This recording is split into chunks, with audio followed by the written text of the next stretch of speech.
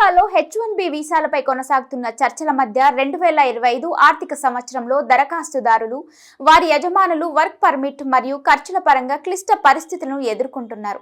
విదేశాల నుండి నైపుణ్యం కలిగిన కార్మికులను నియమించుకోవడానికి H1B వీసా అమెరికాలోని కంపెనీలకు అనుమతిస్తుంది. కానీ దీనిపై వివిధ రకాల పిటిషన్లు మరియు యజమానుల స్థితిని బట్టి నియమాలు మారుతాయి. 2025 H1Bలో ఒక కొత్త నియమం కూడా అమల్లోకి వచ్చింది. ఇది పారిశ్రామికవేత్తలు H1B వీసా కోసం తమను తాము స్పాన్సర్ చేసుకోవడానికి వీలు కల్పిస్తుంది.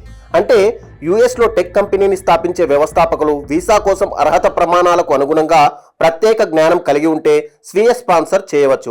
ఇప్పటి వరకు వ్యక్తులు స్పాన్సర్ చేసే సంస్థలు ఉపాధిని ప్రదర్శించగలిగితే తప్ప H1B వీసాలకు అర్హులుగా పరిగణించకపోవడంతో తమ వ్యాపారాలను స్వతంత్రంగా ప్రారంభించాలనుకునే పారిశ్రామికవేత్తలకు ఉపాధి అనుమతి పొందడం కష్టతరం చేసింది. H1B లాటరీలో భాగం కావడానికి దరఖాస్తుదారులు $10 రిజిస్ట్రేషన్ ఫీజు చెల్లించాలి. ఇది ప్రతి సంవత్సరంలో మార్చి నెలలో ప్రారంభ రిజిస్ట్రేషన్ సమయంలో ఉంటుంది.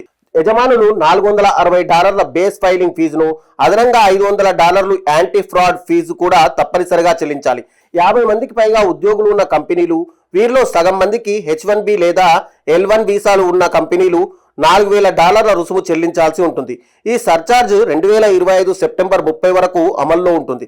యజమానులు $2,805 ప్రీమియం ప్రాసెసింగ్ ఫీజు చెల్లించి 15 రోజుల్లోనే తమ H1B పిటిషన్లను వేగవంతం చేసుకోవచ్చు. H1B వీసా దరఖాస్తు ప్రక్రియలో ఆర్థిక భారం ప్రధానంగా యజమానిపై ఉంటుంది. అదనంగా $4,000 యజమాని రుసుము కూడా వారికే చెందుతుంది. అయితే వీసా స్టాంపింగ్ మరియు ఇంటర్వ్యూ సంబంధిత రుసుములను ఉద్యోగులు బదిలీ చేయడానికి కొన్ని నియమాలు ఉన్నాయి. దీనికి సంబంధించి మొత్తం అంచనా వ్యయాలు ఇలా ఉన్నాయి.